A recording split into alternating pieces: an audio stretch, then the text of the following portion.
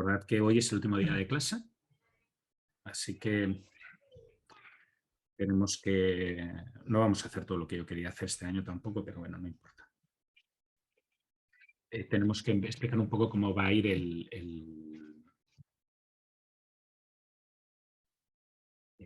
la prueba. Dime, Antonio. Sí, es que me quedó una pregunta de la clase pasada sobre las Dime. restricciones de CAPTCHA para evitar circuitos que, en un caso que, por ejemplo, yo tengo 8 ciudades y se forman 2 circuitos de 4 y forman cada Sí. uno un cuadrado, por ejemplo, Bien. ¿cómo afecta la restricción en este caso si es que cada vértice ya tiene 2 aristas que une Ahora, como que... ahora lo explicaré si queréis, porque vistas las respuestas que me habéis enviado, como le estaba comentando a Andrés, y por eso he abierto la clase tarde, no ha ido del todo bien, no me habéis entendido. O no me habéis entendido o no habéis sabido buscar. Entonces, voy a volver a explicarlo yo para que quede un poco claro, ¿vale? Así que no te preocupes que si se pregunta, pues aprovecho y lo explico. Igualmente, antes Bueno, gracias. de nada, quiero explicar el tema de la clase de hoy. Digo, que vamos a hacer a partir de ahora. Recordad que durante el día de hoy me tenéis que enviar o me tiene que llegar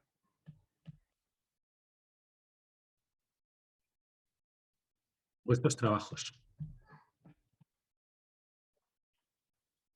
de curso. Finalmente, este fin de semana me tomé el fin de semana completo de vacaciones, así que no he leído vuestros correos, he estado leyendo correos hoy cuando me he puesto a trabajar antes de la clase.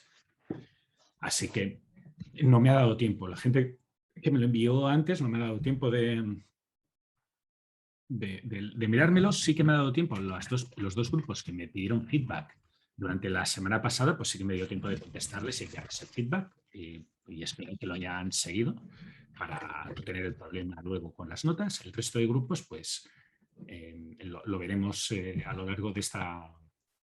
Bueno, yo espero tener las notas durante el día de hoy o mañana a más tardar. ¿De acuerdo?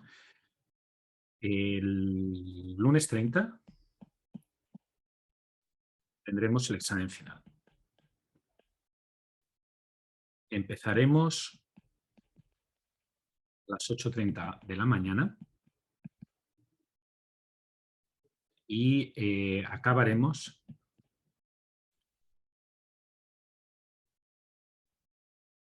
a las 13:30 horas. Por eso son 5 horas. Quiere decir que no espero que estéis 5 horas delante del ordenador. Es más, no os recomiendo jamás que estéis 5 horas delante del ordenador. Si hacéis esto, no vais a poder pensar. Por tanto, os recomiendo que lo que hagáis sea administraros vuestras 5 horas de tiempo.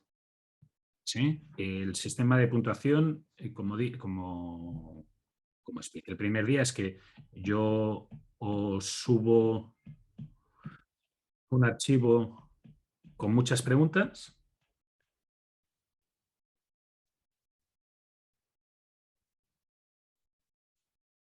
Vosotros contestáis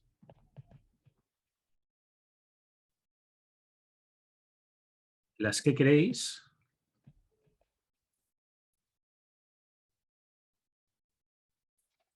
Las preguntas tienen un puntaje básico, pero pierden puntos si las contesta todo el mundo.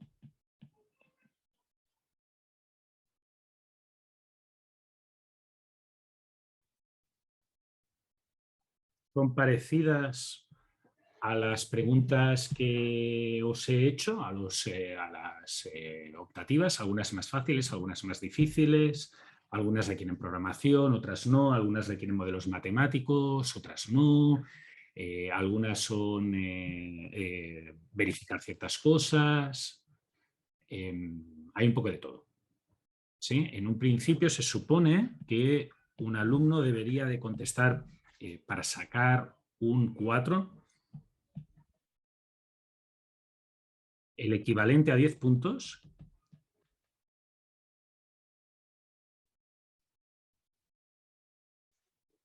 ¿De acuerdo? Y teniendo en cuenta que puede ser que todo el mundo conteste una pregunta y una pregunta que conteste todo el mundo, pues valdrá menos.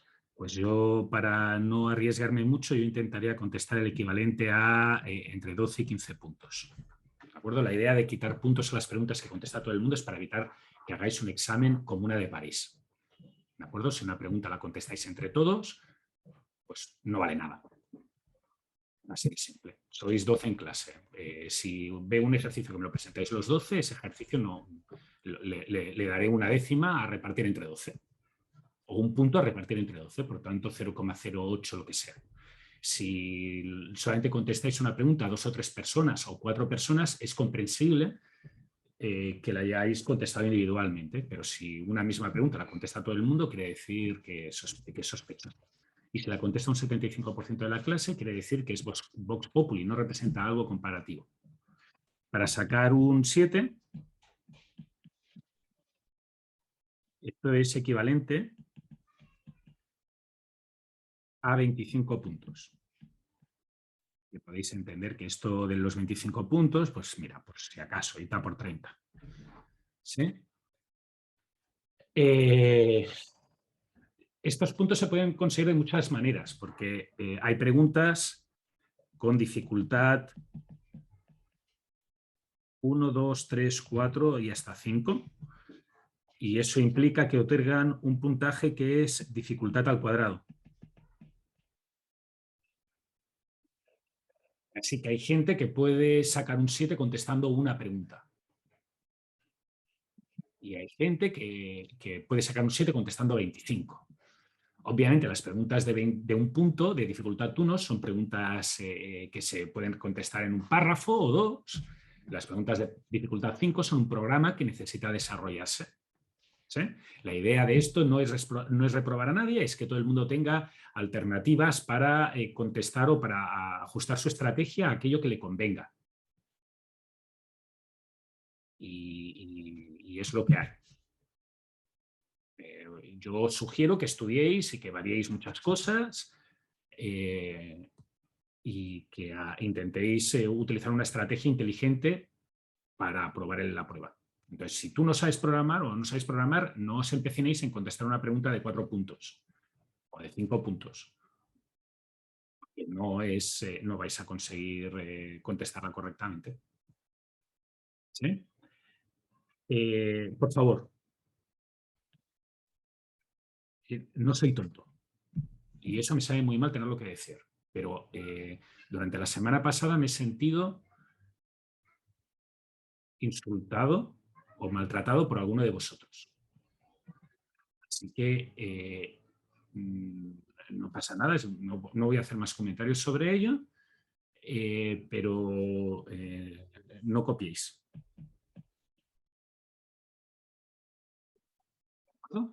No copiéis. Yo me he sentido muy mal. He sentido que alguno de vosotros ha abusado de mi confianza y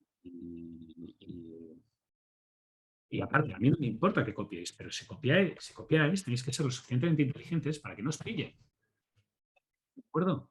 La vida va así. Si os pillan haciendo algo mal, pues deberías de recibir un de esto. Y alguno de vosotros, pues eso, consideraba que tomar 2 restricciones y cambiarlas de orden o cambiar el nombre de una variable era suficiente. Y eso implica bueno,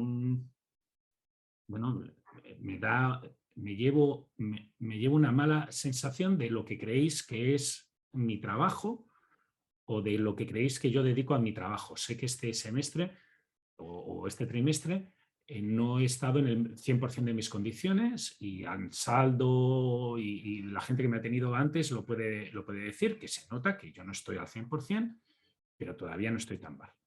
¿De acuerdo? Y ahora, Felipe, tu pregunta. ¿Aló? Ahí sí. Sí. Hola, profe. Respecto a los puntajes de las preguntas, ¿es posible obtener puntaje que no sea el máximo? En el sentido de, por ejemplo, el de dificultad Sí, 5 claro, usted sí, dijo sí, que... sí. Sí, es Ah, ya, perfecto. posible, obviamente es posible que tú tengas una dificultad 5 y yo te ponga la mitad del puntaje, entonces pues esa pregunta vale 12,5 para ti. Ya, perfecto, profe. Muchas gracias. Y eso sería todo. Las notas estarán el lunes por la tarde. Lunes 30 por la tarde.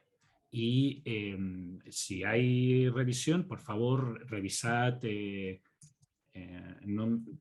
sea, yo entiendo que la gente que repruebe, si reprueba, me va a pedir revisarlo todo. Ser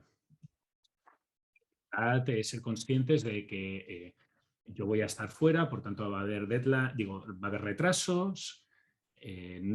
No sé qué día es el primer día que voy a poder conectarme de nuevo al ordenador. Supongo que será el 2 de septiembre. Si no os contesto, no os preocupéis, no es que he desaparecido. Simplemente tened paciencia durante la semana si necesitáis recorregir. ¿De acuerdo? Porque yo no voy a estar 24/7. Yo voy a enviar las notas el 30. Mi idea es intentar enviar las notas el 30 a las 5 y a la gente que haya reprobado enviarle una nota de por qué le he reprobado para que no genere para que no tenga desamparo y que sepa que realmente le he mirado el caso. Yo antes de reprobar a una persona me miro el caso, no es que la fórmula da 3,8 reprobado. ¿Sí? No, me lo intento mirar. Y bueno, eso es todo. ¿Alguna pregunta adicional? Si no, pues contesto a la pregunta de Antonia. Dime, Matías. Perdón, que no alcancé a escuchar al principio. ¿Las notas de los videos van a estar hoy día mismo? Entre hoy y mañana. Ah, ya, perfecto. Y lo otro, ¿las preguntas optativas eran todas dificultad 1 o Eran dificultad...? todas dificultad 1. Ya, Porque como vale. te doy una semana... A ver, la única que podría haber sido algo más de dificultad 1 era la pregunta 4. O la 3. Pero la 3, creo que el 80% de vosotros se bajó del burro. Y la 5, o sea, la de ayer, ese igual era más difícil, 1. ¿no? 1. ¿La de Gomori? Ah, yo pensé que era más. Ah, ya. La Vale. persona que la ha contestado mejor, la ha contestado, o sea, la única persona que la ha contestado bien, la ha contestado en el correo electrónico, sin ni siquiera enviarme un Word. En el texto del correo electrónico, en el body del correo electrónico, ha dado la respuesta.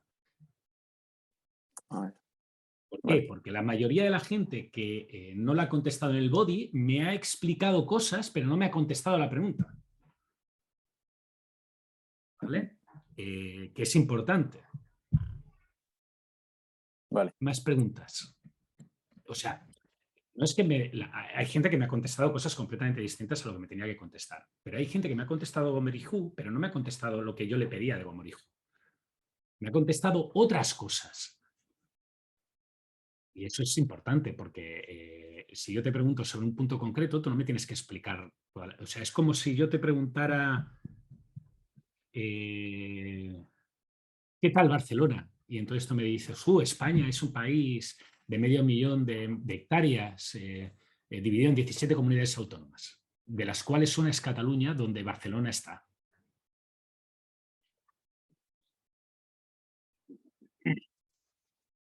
¿Vale, Matías? Dime, Andrés. Sí, me imagino que las preguntas van a tener un numerito donde va a salir la dificultad Sí, de la... sí, sí. A ver, no te las voy a enseñar porque ya las tengo medio hechas. Pero tiene, a la derecha tiene un número que pone dificultad 1, 2, o 1 punto, 2 puntos, 3 puntos, 4 puntos, 5 puntos. Y son muchas, ¿eh? O sea, no os preocupéis. El año pasado hice como 60, este año pues no sé cuántas haré. Pero tengo como la mitad hechas. ¿Sí?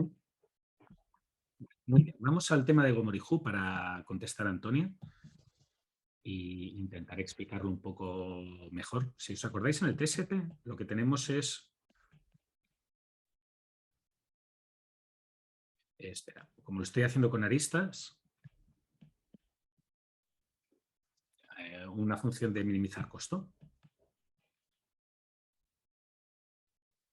Y ahora, lo que tengo es una restricción que dice que para cualquier vértice V perteneciente al número de vértices, lo que tengo que hacer es que entra un vértice y sale otro.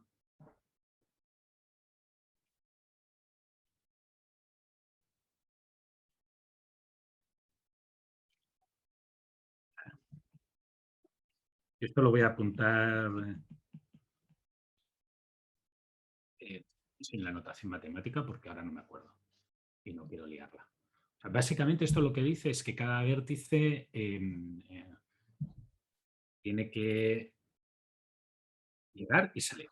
O sea, tiene que llegar y salir. Y como son aristas, pues no puedo identificar cuál es el de llegada y cuál es el de salida. Por tanto, lo que hago es decir que dos tienen que coincidir. Y ahora, esto es lo que genera el problema que dice Antonia y para el cual no hay mucha solución, que es que la solución óptima del problema anterior puede ser así.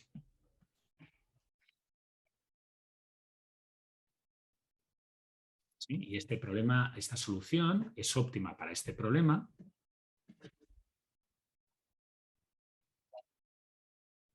pero no es óptima para el TSP, porque el TSP implica que tiene que haber una ruta.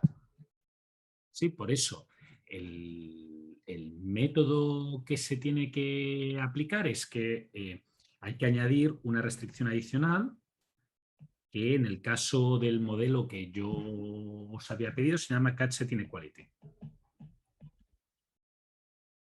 En la pregunta que os había puesto. ¿De acuerdo? Y una Catch-Set Inequality básicamente lo que dice es que para cualquier conjunto S que sea un subconjunto del conjunto V, por tanto, para cualquier subconjunto de vértices que sea un subconjunto de V, pero un subconjunto estricto no puede ser el mismo conjunto, lo que tiene que suceder es que la suma de los arcos que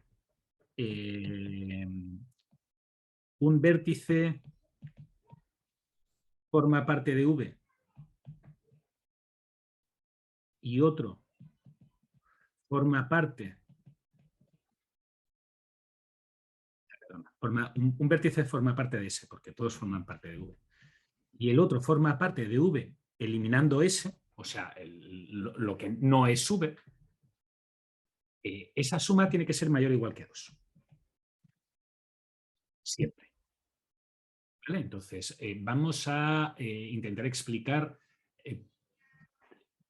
por qué esa restricción no se está cumpliendo aquí. La mejor manera de ver que no se está cumpliendo aquí es que si yo supongo que este forma parte de este forma parte de este forma parte de este y este forma parte de ese, fijaros que el número de aristas que hay entre ese y un subconjunto y los vértices que no son ese es cero. Entonces, esa restricción no se cumple. ¿Sí? Si se cumple, en este caso, por ejemplo. ¿Y en este caso sí se cumple? Pues porque si os fijáis, aquí hay una y aquí hay otra. ¿De acuerdo? Muy bien.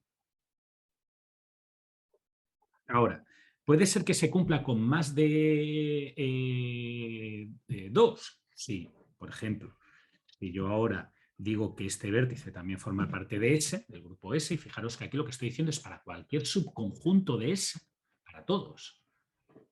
Si ahora yo tomo esto, fijaros que el número de aristas que hay entre un vértice de S y un vértice que no es de S es 4. ¿Sí? Por tanto, puede cumplirse con más de 2. Lo que siempre tiene que ser como mínimo 2. Y fijaros que si yo ahora elimino esta arista de aquí y genero estas aristas de aquí, que sería una solución, esta solución sí que lo cumple. Escoja el subconjunto que escoja de S, siempre va a haber dos aristas, al menos dos aristas, entre vértices que forman parte de S y vértices que no forman parte de S. ¿De acuerdo? Ahora, el problema que hay es que uno tiene que encontrar, dada una solución, por ejemplo, esta que habíamos puesto antes, dada esta solución, uno tendría que encontrar el conjunto de aristas, o sea, el conjunto S que está desconectado del otro conjunto. ¿Sí? Y para eso uno lo que puede hacer es determinar el flujo máximo entre un vértice y otro.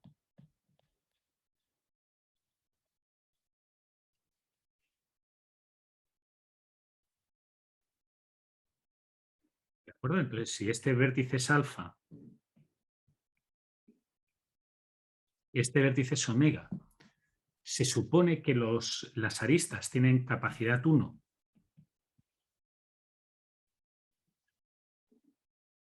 Fijaros que es imposible transportar flujo desde alfa hasta omega por valor 2. En realidad, si vosotros resolvéis un problema de flujo máximo, lo que veréis es que desde alfa solamente se puede transportar flujo a este y a este. Pero no se puede transportar flujo hasta omega.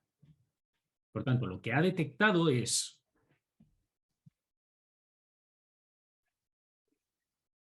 que este es el conjunto S y el otro es el conjunto no S.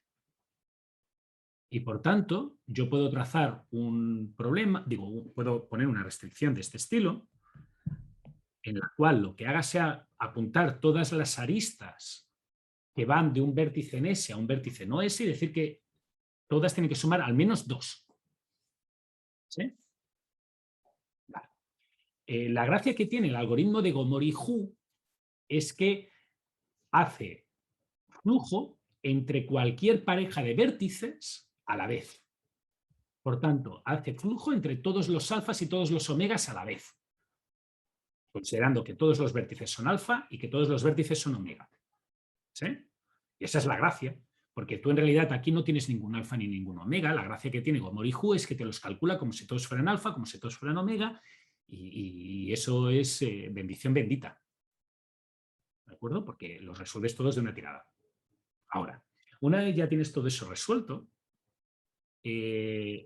aún no has contestado la pregunta que yo hacía, porque lo que hacía la pregunta es ¿qué pasa con, con soluciones fraccionarias? Vale. Si tú resuelves este problema sin la Cut-Set Inequality o con un número de Cut-Set Inequalities que ya hayas añadido, pero te olvidas de esta parte de aquí, de que las variables son enteras y las obligas solamente a tomar valores entre 1 y 0, al final lo que te sale es una solución del problema de Cut-Set, una solución del problema que la puedes representar como un grafo también, pero que tiene algunas características un poco diferentes. Por ejemplo, podría ser que tuviera esto. ¿De acuerdo? Y 0,5. 0,5. 0,5. ¿Vale? Y ahora tengo que buscar otro que haga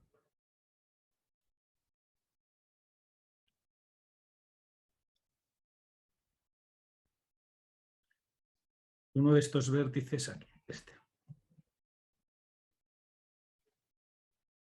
Y he puesto 0,5 porque me resulta más fácil para cuadrarlo, porque como no tenía preparado el ejemplo, pues no sabía, tengo que conseguir que todos sumen 2, tienen que seguir sumando 2. Pero ahora fijaros que esto no tiene por qué, no es, tiene cosas raras.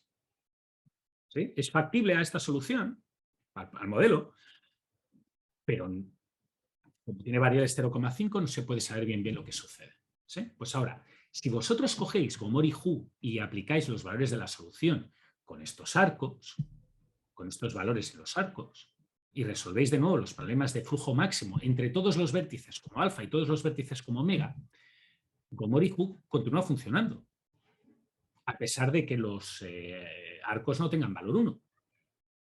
¿Sí? Y puede detectar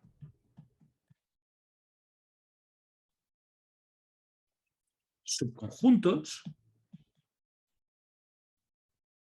que no sumen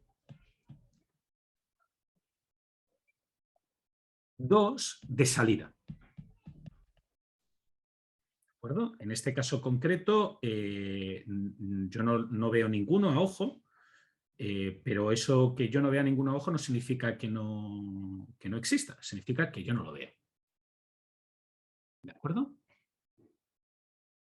Entonces, vosotros resolveríais Gomori-Hu, le da igual que los arcos sean enteros o fraccionarios. Como ha resuelto el flujo máximo entre todos los alfas y todos los omegas, lo único que tenéis que ver es si en todos los casos el valor es mayor o igual que 2.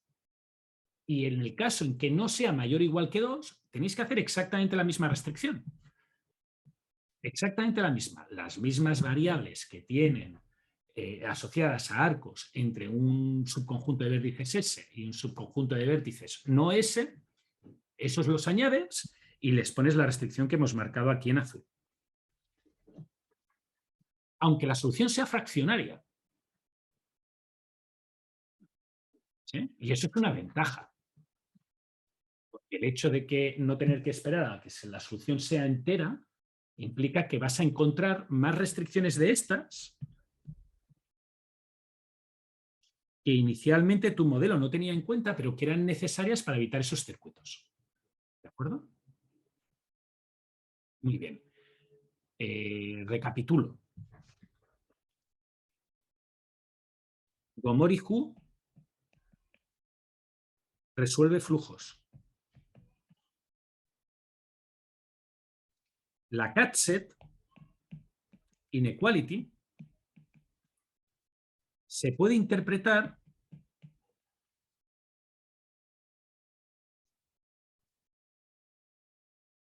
como la obligación de flujo.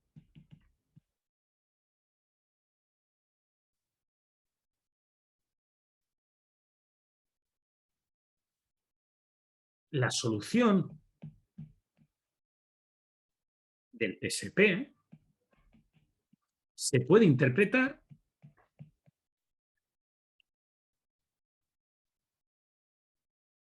como la capacidad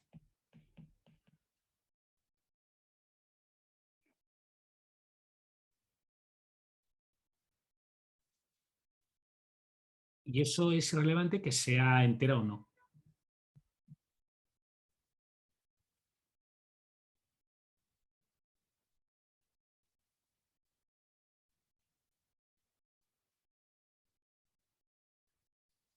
¿De acuerdo? Y ahora, esto lo puedes hacer en loop. Resuelves el programa lineal, encuentras su grafo, usas un algoritmo para encontrar, que no tiene por qué ser ni Gomori-Hu, puede ser cualquier algoritmo de flujos y cualquier método para encontrar cortes de máxima capacidad. Lo buscas, miras a ver si encuentras si la capacidad es la que toca o no, y una vez has detectado hasta dónde llega la capacidad y dónde no puede avanzar, pues entonces eso es los arcos o las aristas que tienes que ponerle la condición de que como mínimo ahí tiene que haber 2, como mínimo. ¿Sí? Y eso lo repites y ya tienes el algoritmo. ¿De acuerdo? Antes de que alguien entre en cólera. Gomori-Hu no es Gomori. ¿Sí? El método de Gomori es otro. Y alguno de vosotros ha contestado el método de Gomori, lo cual es sorprendente, porque Gomori, el método de Gomori, no tiene nada que ver con las cat-set inequalities, absolutamente nada. Nada. Es como si yo os pregunto por el fichaje de Messi por el Paris Saint-Germain y alguno de vosotros me hablara sobre los negocios de Mayweather en el boxeo. Los dos están asociados al deporte. ¿De acuerdo? Preguntas. ¿Te ha quedado más claro, Antonia? Sí, profe. Ahora sí. Gracias. De nada. Vale, pues dicho. Por eso, Matías, no lo encuentro ultra difícil este enunciado, porque básicamente si caías en que me podías contestar esto. Bien. Y esa era la pregunta que yo os estaba haciendo. Esa era la que me interesaba. Muy bien, vamos al repaso del TSP. Creo que más o menos ahora todos estáis más o menos lo tenéis fresco. La semana pasada yo lo que había puesto era formulaciones y habíamos empezado con heurísticas. ¿Sí? Y en las heurísticas había comentado que teníamos, generalmente las heurísticas más utilizadas para esto son lo que se llama heurísticas constructivas o heurísticas greedy, que son métodos que construyen la ruta paso por paso.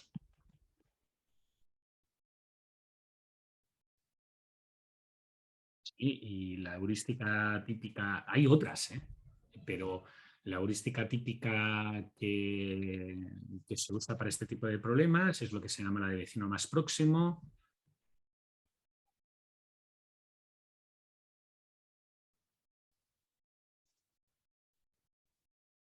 Considera que si uno tiene unas ciudades, pues empieza desde una, cualquiera, y eso es un problema, porque dependiendo de la ciudad inicial, el algoritmo cambia, y va siempre a la que tiene más cerca.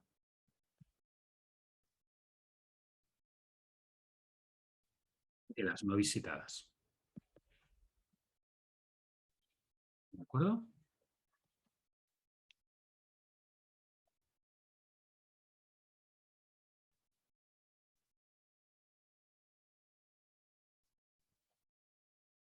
Pero también expliqué, y ahí es donde me quedé la semana pasada en clase, que eso no es obligatorio, que hay otras heurísticas que también funcionan. Por ejemplo, yo expliqué una heurística de tipo, otro tipo de heurística constructiva,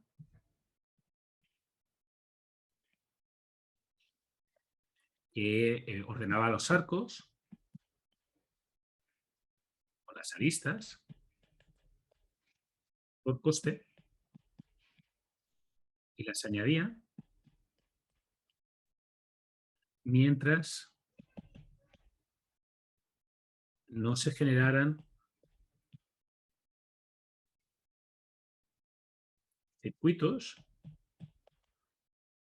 o vértices o ciudades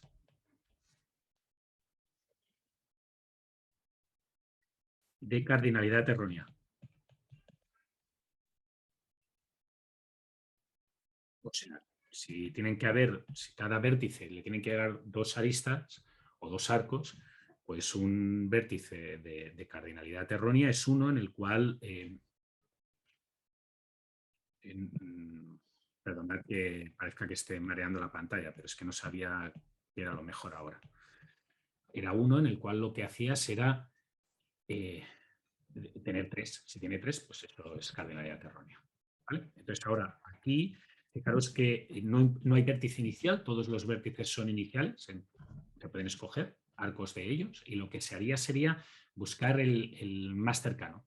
Y ese que es el más cercano entre los vértices, la arista más cercana entre los vértices, pasa a formar parte de la solución. Por tanto, esta sería la primera arista que entraría en la solución. ¿De acuerdo? Y ahora la segunda arista, voy a poner otro vértice aquí. La segunda arista podría ser esta.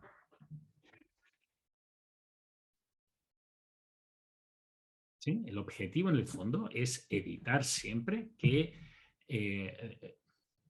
las aristas con valores más pequeños que se escojan siempre. Eso es lo que está intentando hacer esta heurística. Lo que está evitando es construir una ruta desde un punto como haría vuestro cerebro, sino tener una visión más holística, más general del problema, darse cuenta de todos los arcos o todas las aristas, sus costos, e intentar usar aquellas que tengan mejor valor. ¿Vale? El algoritmo no tiene por qué funcionar perfecto, y el hecho de que no tenga que funcionar perfecto se puede ver ahora. Imaginaros que esta sería la tercera arista que escoge, y esto implica que en el momento en que se cogiera esta arista de aquí deja de ser factible. Y eso puede representar un problema. ¿Sí? ¿Por qué esta arista deja de ser factible? Porque si se escoge la tercera como tercera arista esta, ahora aquí ya no es necesario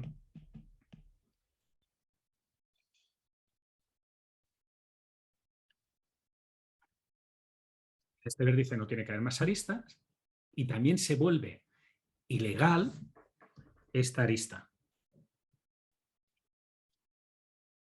Y esta arista se vuelve ilegal porque genera un subcircuito. ¿No?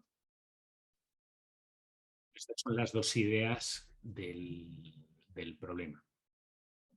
Preguntas. O del método. Pues, ¿cómo se comprueba esto en un algoritmo? Pues tendríais que comprobar la generación de subcircuitos Es una rutina relativamente habitual en la literatura. Por tanto, sería buscar una referencia y ver cómo lo haría. Y lo de las aristas es trivial. Vas contando el número de aristas, para cada vértice cuentas el número de aristas que hay. Si ya tiene 2, no puedes escoger ninguna otra vez. Es aristas que tengan coincidente ese vértice. Ahora, lo mismo pasaría para el problema con distancias asimétricas. Lo que pasa es que con distancias asimétricas pues tendrías que tener un poco más de cuidadito, ¿sí? Porque con distancias asimétricas, fijaros que ya no son que cada vértice tiene 2 aristas incidentes. Ahora lo que tiene es una arista que sale y una arista que llega. Por tanto, tendríamos que controlar si ya hemos escogido una arista o un arco que sale de un vértice y si hemos escogido una arista o un arco que llega a un vértice. ¿Sí? Muy bien. La última alternativa, que creo que es donde me quedé la semana pasada,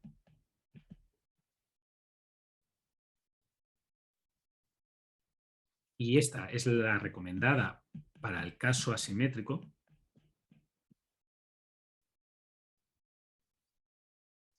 es pensar en la solución de este problema.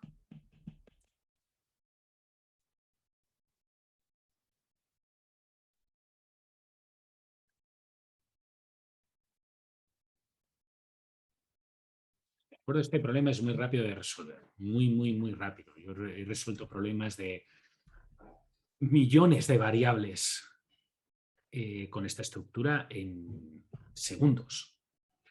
Por lo tanto, es un problema súper rápido y hay algoritmos especializados en resolver estos problemas. Por tanto, no consideréis que esto es un problema complejo, no requiere de un simplex para resolverlo. Se puede hacer de una forma mucho más eficiente que con el simplex. Vale, ahora, el problema de este método o de este modelo es que este modelo, como hemos comentado con anterioridad, puede generar soluciones como esta.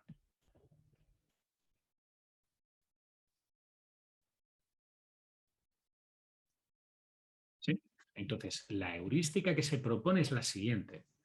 Se mira esta solución. Y ahora, si tiene 2 o más circuitos, buscamos el arco más caro en la solución y cambiamos su valor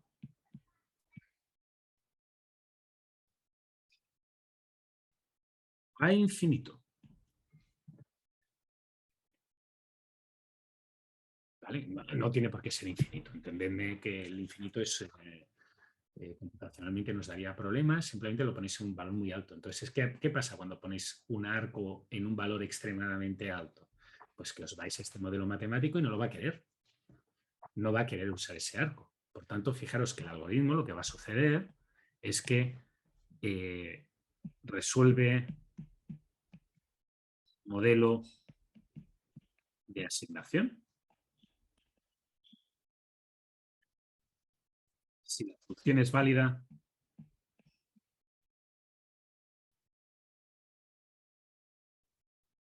para el TSP, y si no, prohíbe un arco. Y vuelve a iterar. ¿De acuerdo? Fijaros que el hecho de poner un valor, como he puesto aquí, igual a infinito, básicamente lo que hace es prohibir el arco. Dice que no se puede escoger. Y entonces repite. Esto es lo que equivale a poner un valor en infinito. ¿Sí? Fijaros que estas ideas son relativamente simples y no solamente aplican al TSP, aplican en general a cualquier problema de generación de rutas. En cualquier problema en el que uno tiene una generación de rutas, y lo importante son los costos de los arcos, fijaros que estas alternativas nos están dando vías diferentes para pensar en un problema de forma global. ¿Sí? Y son heurísticas, por tanto, puede ser que tengas el óptimo, puede ser que no. Siempre que uno utiliza un método heurístico, generalmente se recomienda que luego lo que haga sea algún tipo de búsqueda local, algún tipo de mejora. ¿De acuerdo? Y aquí en el TSP, los problemas de viajante de comercio, lo normal es utilizar 2 OPT, 3 OPT o ROPT. ¿Vale? Y esto, como es una nomenclatura, voy a intentar explicarlo de la mejor manera que pueda. Esto es un poco confuso porque se entiende mucho mejor delante de una computadora cuando uno lo programa por primera vez que no explicando a nivel teórico. A nivel teórico parece que esté haciendo millones de cosas, pero en la práctica no estoy haciendo millones de cosas. Estoy haciendo una o dos cosas millones de veces. Y fijaros que hay una diferencia muy importante entre hacer millones de cosas y hacer una o dos cosas millones de veces. Hacer millones de cosas quiere decir que sabes hacer muchas cosas diferentes. Hacer millones de veces una o dos cosas quiere decir que tu vida es muy aburrida y rutinaria. Y la vida rutinaria y aburrida es normalmente un sinónimo de computadora.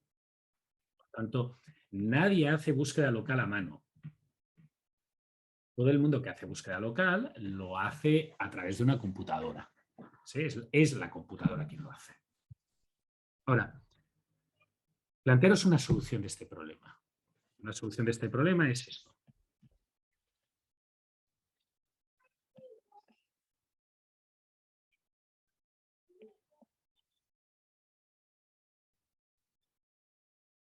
Y he puesto 1, 2, 3, 4, 5, 6 porque soy un poco flojo y quería que tuvierais los vértices que están. El vértice 1, el vértice 2, el vértice 3 y así sucesivamente. Muy bien. ¿Qué sucede? ¿O cuál es la manera de cambiar la solución? Recordad que una búsqueda local básicamente es mirar soluciones parecidas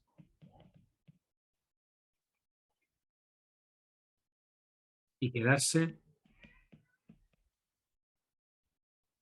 con alguna que sea mejor. ¿De acuerdo? Pues, OROPT es el más fácil. ORPT, la idea de ORPT es defino como vecino aquel que cambia la posición en la lista de un vértice. Por tanto, fijaros que según ORPT, si esta es la solución, pues un vecino sería el siguiente.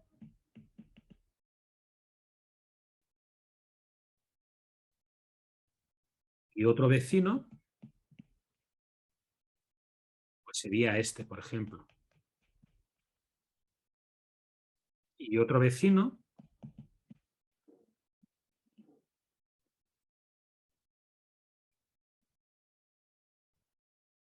sería este. ¿De acuerdo? Siempre es tomar un vértice de la posición y cambiarlo. ¿Sí? Este vecindario tiene aproximadamente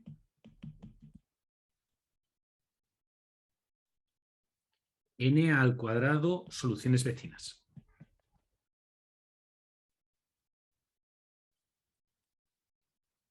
¿Vale?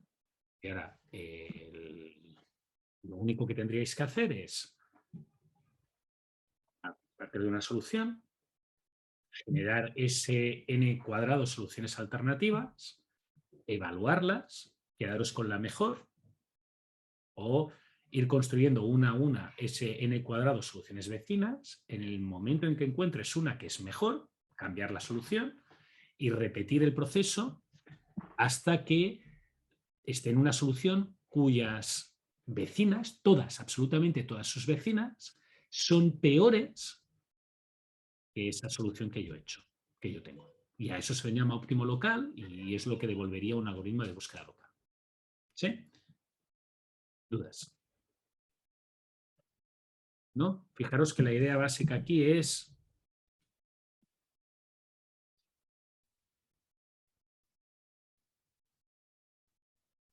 cambiar el orden de visita de las ciudades. ¿Sí?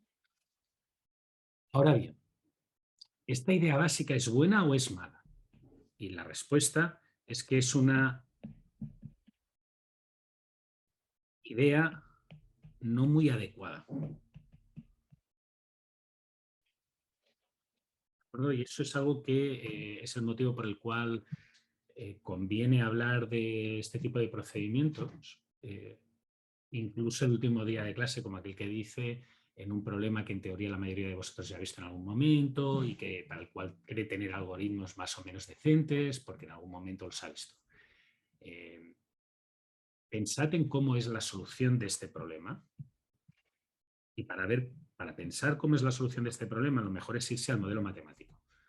Por eso, a pesar de que uno no resuelva el modelo matemático porque sea imposible de resolver en la práctica o porque no tenga un solver de programación lineal entera en donde trabaja, vale la pena tener una cierta idea de qué es lo que está haciendo, y la mejor manera de tener una cierta idea de qué es lo que está haciendo es escribir matemáticamente la formulación e intentar entender si esta formulación le está dando algún tipo de información adicional, ¿vale? Y en este caso es bastante evidente, o a mí me parece bastante evidente, que si os fijáis, en estas condiciones de aquí no hay ninguna referencia al orden.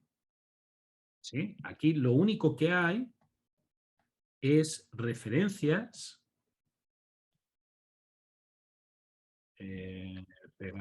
No me ha dejado pegar. Lo único que hay aquí, en este modelo, son referencias al costo de los arcos.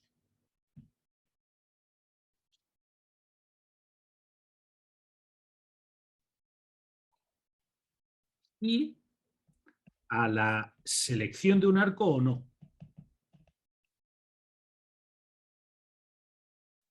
Por tanto, si os vais a este vecindario que nosotros hemos hecho aquí, en el cual la idea básica era cambiar el orden de la visita de ciudades, fijaros que solo indirectamente estoy manipulando el problema real.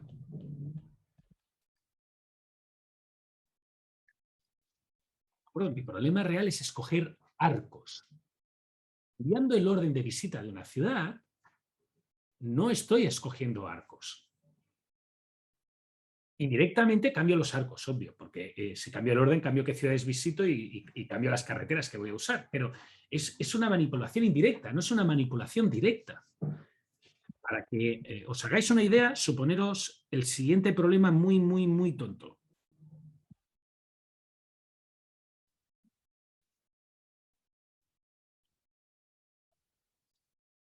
Y suponeros esta ruta.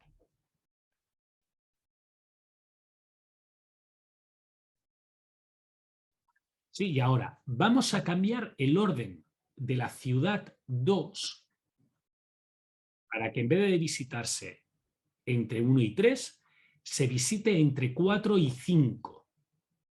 ¿De acuerdo? Y repito, este ejemplo lo pongo porque es muy fácil de visualizar y es el que uso siempre, y para que no nos cueste mucho ver qué sucede. Como ahora ya no voy de 1 a 2, solamente cambio el orden de 2, voy de 1 a 3, voy de 3 a 4 y ahora en 4 ya no voy de 4 a 5, voy de 4 a 2. De 2 a 5 y de 5 a 1. Vale, y ahora, fijaros el número de arcos que he eliminado. El número de arcos que tenía antes y que ahora he eliminado son estos. Son los que voy a pintar en amarillo.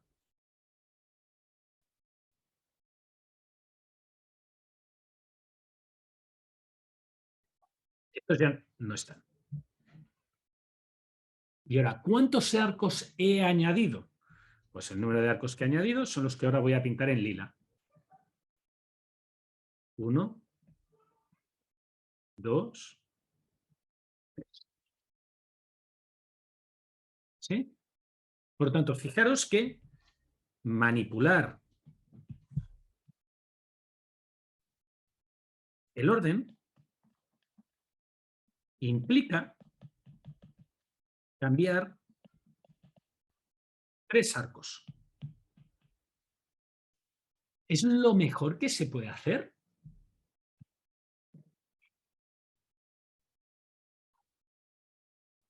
¿Es eficiente cambiar 3 arcos? Y lo primero que deberíais de pensar es, ¿cuál es el número mínimo de arcos que podría cambiar?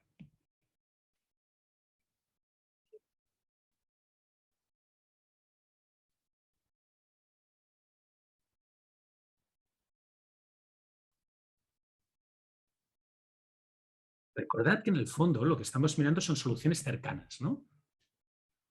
Aquí cuando hemos definido que era una búsqueda local, lo que hemos dicho es que son mirar soluciones parecidas. Entonces, ¿qué es una solución parecida? Aquella que en la inmensa mayoría de cosas tiene exactamente la misma información y solamente cambia en algunas cosas.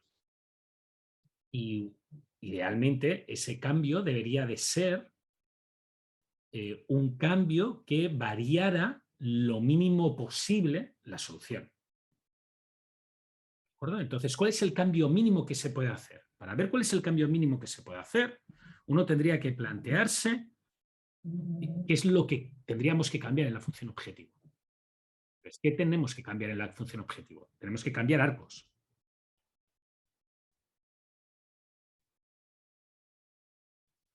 ¿Sí? Por tanto, si ahora yo pongo aquí, no sé, esta solución.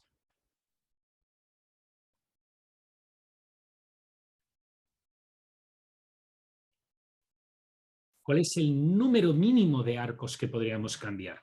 O de aristas.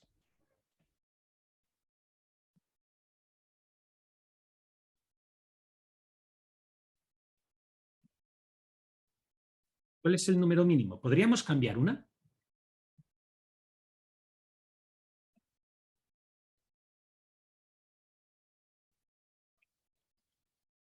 La respuesta es no, no se puede cambiar una. Por ejemplo, si yo elimino una arista, elimino esta arista, la arista entre el 2 y el 3, y la cambio por otra, fijaros que el hecho de cambiarla por otra no tiene que eliminar que genere un circuito. Y fijaros que la arista que yo acabo de eliminar, esta de aquí, es la única que puede conectar el resto de ciudades formando un circuito. La única manera de tener un circuito cerrado que visite todas las ciudades y toda la historia y que pase por todas y que pase por todo, cuando respeto el arco o la arista 1, 2, 3, 4, 5, 6, 6, 1, la única que permite el cierre es esta. Por tanto, fijaros que cambiar uno no se puede. No se puede. Pero ¿se pueden cambiar dos? Y la respuesta es sí.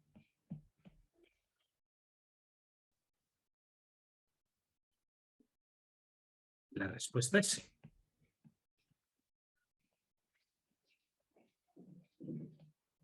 Podemos, por ejemplo, eliminar esta y esta. Por tanto, fijaros que las voy a dejar en.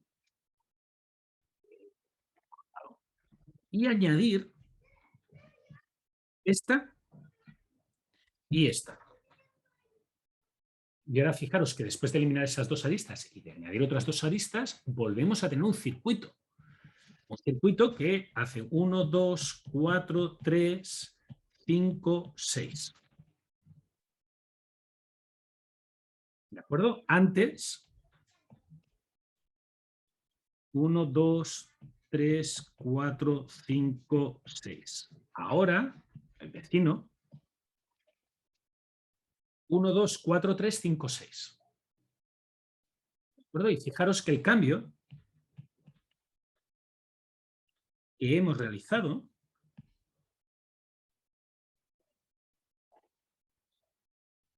es eliminar e invertir.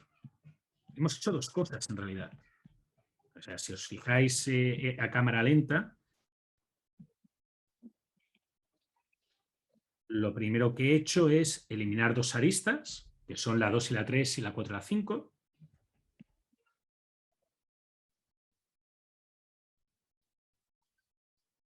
Eliminar. Y lo siguiente que he hecho es invertir.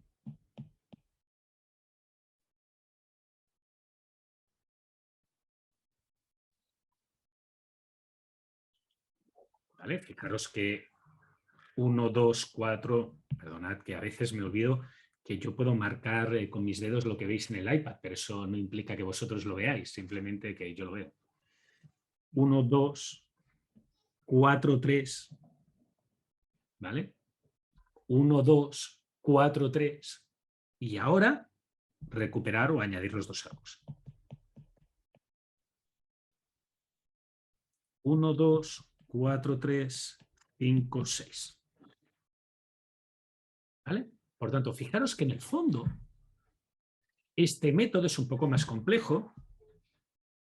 A este se le llama 2OPT. Voy a ponerlo por aquí. Se pueden cambiar 2, que sería un 2OPT. Y la respuesta es sí. El método es más complejo.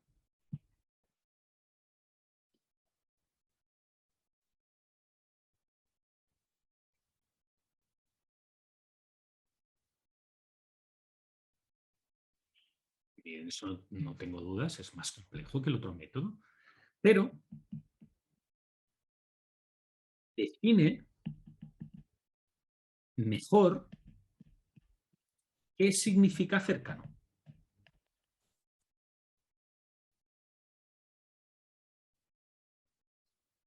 ¿De acuerdo? Y por tanto, funciona mejor.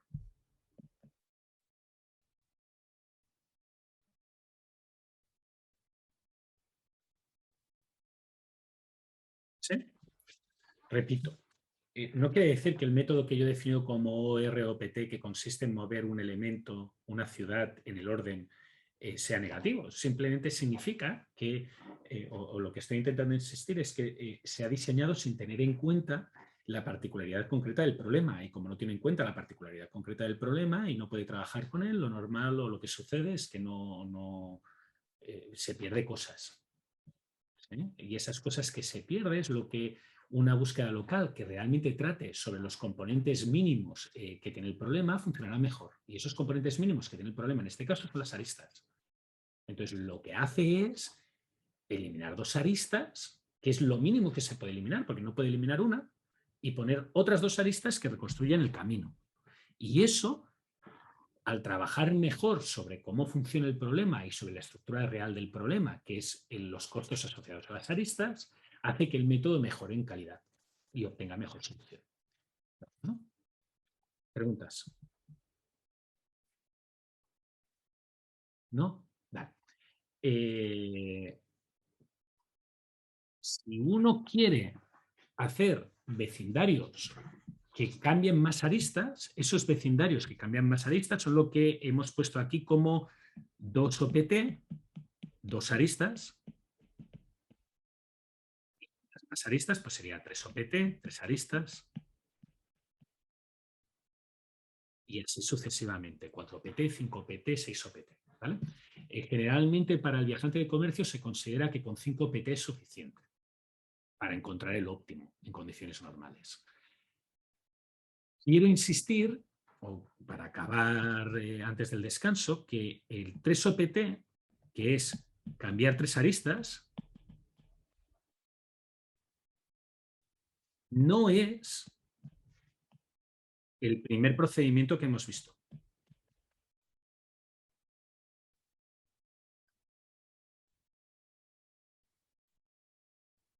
Hay más 3OPT que no el primero que hemos visto. El primero que hemos visto es el OROPT, es un caso particular.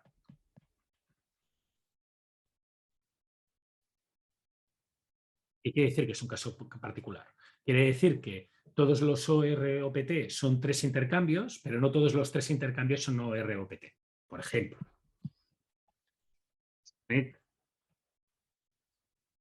esta solución. ¿Vale? Un posible intercambio 3OPT consiste en hacer esto.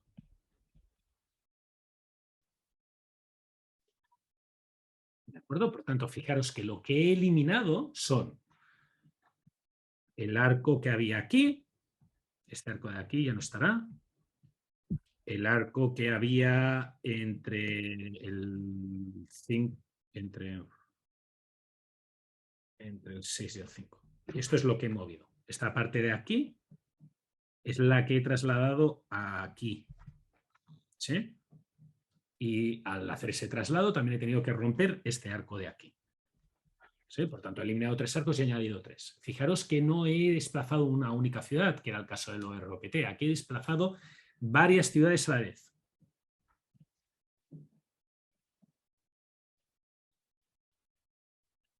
Un subconjunto de ciudades. Pero sigue siendo un 3OPT. Porque he eliminado el arco 1 o la arista 1, el arco 2 y el arco 3. Y he añadido esta arista de aquí que antes no estaba, esta arista de aquí que antes no estaba y esta arista de aquí que antes no estaba. ¿De acuerdo? Fijaros que sigue siendo un 3OPT en el que elimino 3 arcos y añado 3 arcos. Y eso demuestra que en mi método antiguo, el método que habíamos puesto aquí, es un caso particular del 3OPT. No quiere decir que sea el único, quiere decir que hay más. ¿De acuerdo? Antes del descanso, que hoy os veo más caídos de lo normal y con un problema de fuga importante, de gente que se está desconectando. El tema de búsqueda local. Yo generalmente os planteo heurísticas en clase. Cuando habéis hecho una heurística y habéis resuelto el problema con una heurística, lo recomendable es también intentar resolver el problema con una búsqueda local. Y diseñar una búsqueda local característica para el problema concreto que uno está resolviendo. Entiendo que parece que sea muy complejo hacer todas esas variantes, pero es que todas esas variantes no las vais a hacer vosotros, la va a hacer la computadora por vosotros. Por tanto, lo único que tenéis que decirle al ordenador es cómo generar la nueva secuencia y cómo evaluarla. Y ese es el paso que tenéis que hacer. Y es algo que, primero, nunca empeora la solución. Y segundo, no es extremadamente difícil de implementar y da mejoras. ¿Sí? ¿Es difícil de entender en un papel? Parece que sea muy complejo porque hay que hacer millones de variantes. Sí, pero es que tenéis que dejar de pensar que estáis generando o resolviendo problemas en papel. Eso es un tema académico y por lo que entiendo os queda un trimestre más de clases después de esto. No tendría que comprenderse o no tendría que parecer una cosa muy difícil porque solamente se puede hacer, porque en papel es muy difícil. ¿Vale? Profesor, o sea, la búsqueda, Dime, Andrés. la búsqueda local no es una heurística, ¿sí? Es una heurística. ¿Sí? Sí, porque no da la solución óptima. Y eso se demuestra porque hay varias heurísticas o varias búsquedas locales para un mismo problema. Entonces, cuando hay varias búsquedas locales para un mismo problema, quiere decir que no sabemos de ninguna como mejor. ¿De acuerdo? Lo que pasa es que la búsqueda local tiene que partir de una solución factible. Por tanto, primero necesitáis una solución, sea la que sea, y eso generalmente se consigue con un algoritmo constructivo. Una vez tenéis la solución, que es lo primero que se consigue, después se intenta mejorar. ¿Sí? Sí, En el caso le del pregunto porque nosotros hicimos eso en el trabajo del paper, nosotros usamos una búsqueda local iterativa, que el paper la usaba, y claro, la utilizamos a partir de otra heurística del BC. Primero hay que tener una solución y después hay que cambiarla. Ahora, el otro punto importante es que no consiste en cambiar la solución de una manera fácil o de la manera que te resulte más cómoda. Tienes que buscar una manera de cambiar la solución que sea coherente con el problema que tienes. Entonces, en el problema del TSP es en el problema de bin packing que vimos al principio, es evidente que la solución se define por qué objetos hay en cada caja. Y, lógicamente, si quieres modificar la solución, lo que tienes que modificar es los objetos que se asignan a cada caja. Pero en el TSP, en el viajante de comercio, a pesar de que tu mente crea que la solución es el orden en que se visitan las ciudades, eso es falso. La solución es los arcos que se utilizan para visitar las ciudades. Entonces, lo lógico es que tu manipulación de la solución se base en esa estructura. A pesar de que parezca mucho más complejo cambiar arco, a la hora de la verdad no es tanto más complejo de implementar, y como estás atacando el componente básico del problema, vas a obtener mejores soluciones. Así de simple. Sea cual sea el problema que tú vas a trabajar, tienes que mirar cuál es el componente básico en el problema, en la solución del problema. Y eso es lo que tienes que variar, y lo que tienes que estudiar, y lo que tienes que analizar para resolverlo. No decir, es que me es más fácil lo otro. Bueno, pues si te es más fácil lo otro, seguramente no llegarás a las soluciones de la misma calidad. ¿Vale? ¿Preguntas? ¿No? Pues nos vemos en 20 minutos. Hasta ahora.